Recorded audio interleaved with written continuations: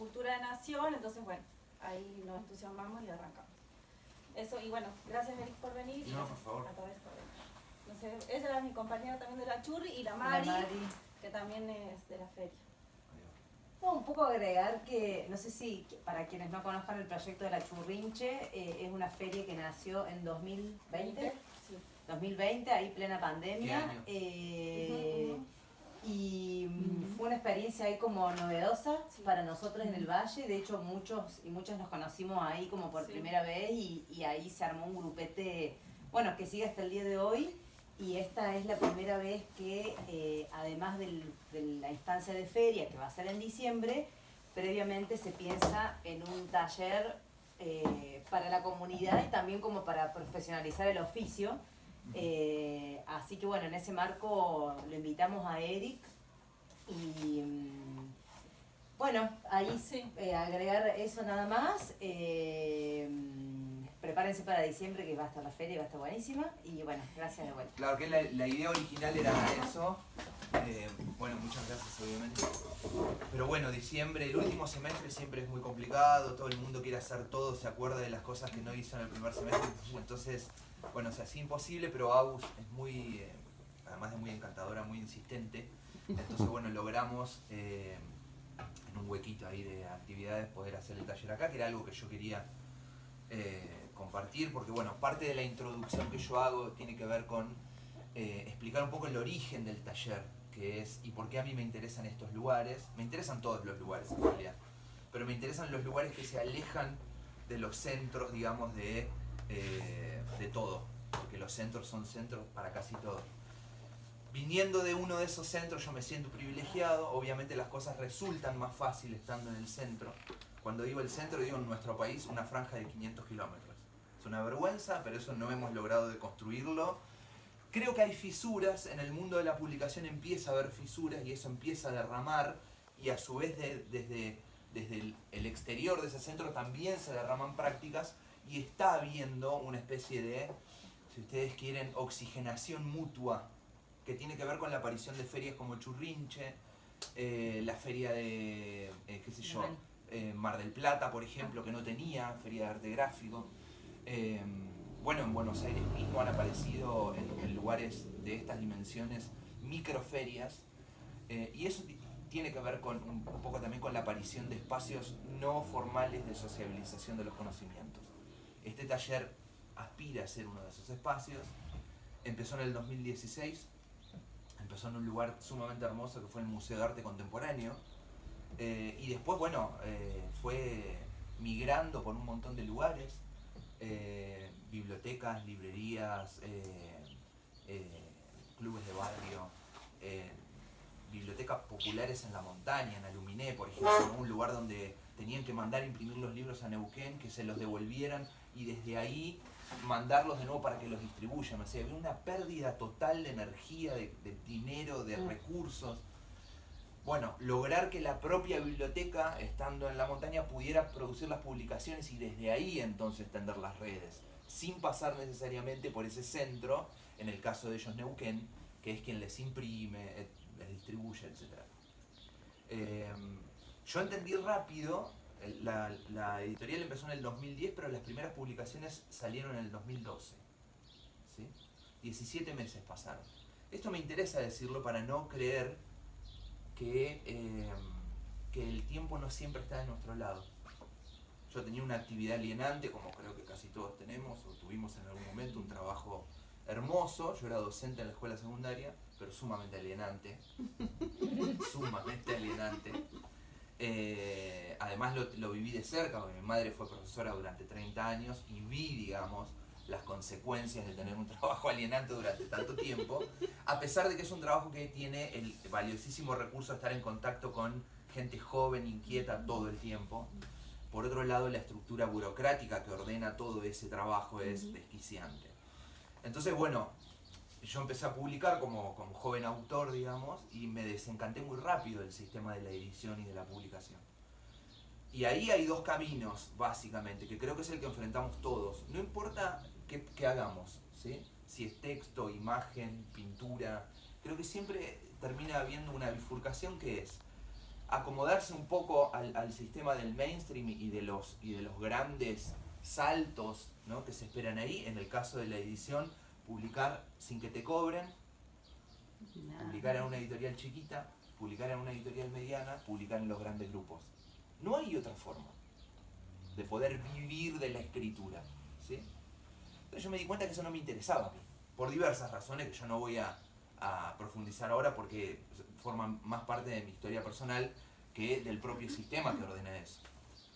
Ahora sí tenía una inquietud respecto de la alternativa a eso, y yo no conocía la alternativa. Yo había sido librero, había tenido librería, había trabajado en librería, estudié literatura durante unos años y estaba más o menos al tanto de que había algunas publicaciones, sobre todo porque llegaban a la librería, que no estaban producidas de esa manera. Ahora bien, no había textos académicos sobre eso. ¿Qué era ese tipo de edición? ¿Quiénes la producían? Era casi un misterio, ¿no? Vos te llegaban cajas de Planeta y te llegaba un fardo de libros feos de Eloísa Cartonera. Decís, pero ¿qué es eso? ¿De dónde viene? ¿Quién lo hace? Bueno, no había mucha información en torno a eso. O Colección Chapita de Daniel Durán, un poeta de Entre Ríos que también tenía una editorial artesanal. Fer Calero, un poeta de Santo Tomé, Santa Fe, que tenía la editorial Diatriba. Había, pero no llegaban los conocimientos como para decir, bueno, puedo armar una historia personal a partir de eso. Y eso fue un poco lo que a mí me obligó a rastrear ahí. Y ojo, cuando yo digo que no me interesaba este camino es por incapacidad personal, ¿eh? Yo reconozco que las cosas que escribía en ese momento y que en todo caso podría seguir escribiendo, no están a tono con ese sistema. Entonces hay otra gran pérdida de energía, para decirlo con el nombre de una banda de mi ciudad, la gran pérdida de energía, que tiene que ver con forzar algo que puede llevarnos toda la vida y seguramente fracasar. Hola, bienvenida. Hola, ¿cómo vas? Perdón la tarde. Cuando digo seguramente fracasar, no es porque a mí me interese, digamos, la postura sintomática de la escritura, de que esto tiene que doler, de que tiene que costar. No, para nada. Pero cuando uno revisa la historia de la literatura, se va a dar cuenta que es una acumulación de fracasos notables, ¿no?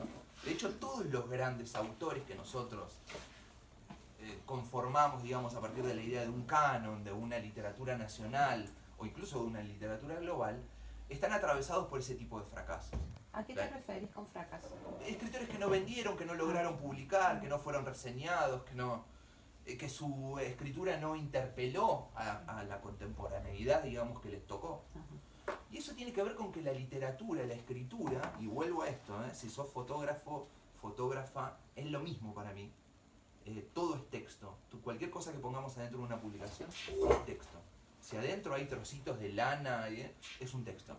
No tiene por qué ser letras una al lado de la otra conformando un sentido. Tiene que ver con que la escritura está desfasada del tiempo de la recepción. Es muy difícil escribir e interpelar a la contemporaneidad. Para eso nosotros inventamos algo que es maravilloso y siniestro al mismo tiempo. ¿Qué es? Las redes sociales. Las redes sociales. Es el lugar donde vos interpelás y sos interpelado constantemente por tu contemporaneidad, ¿no? Piensen en el efecto que eso tiene en la escritura, es devastador, digamos, ¿no? Basta entrar a Twitter para ver las cosas que se escriben, el sentido.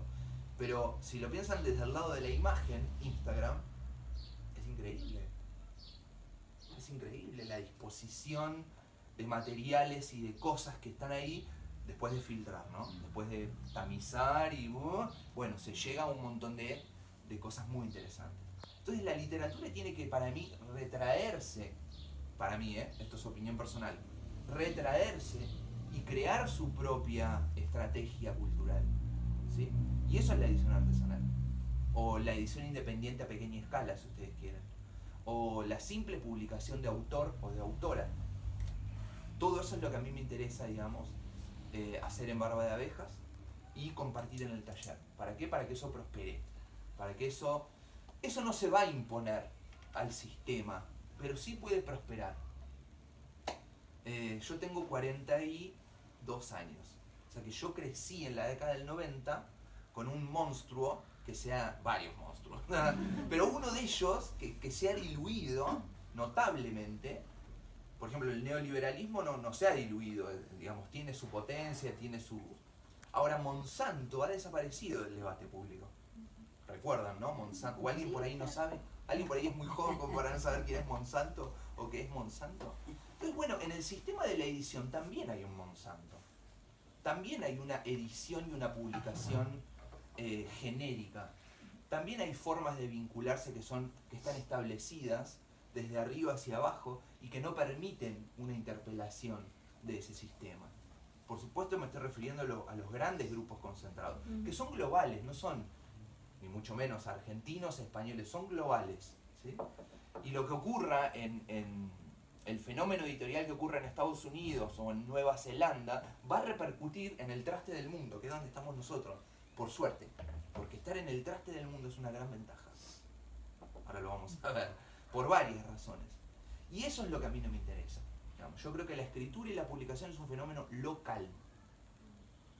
Y está muy bien que uno escriba y nunca sea leído más allá de esas fronteras.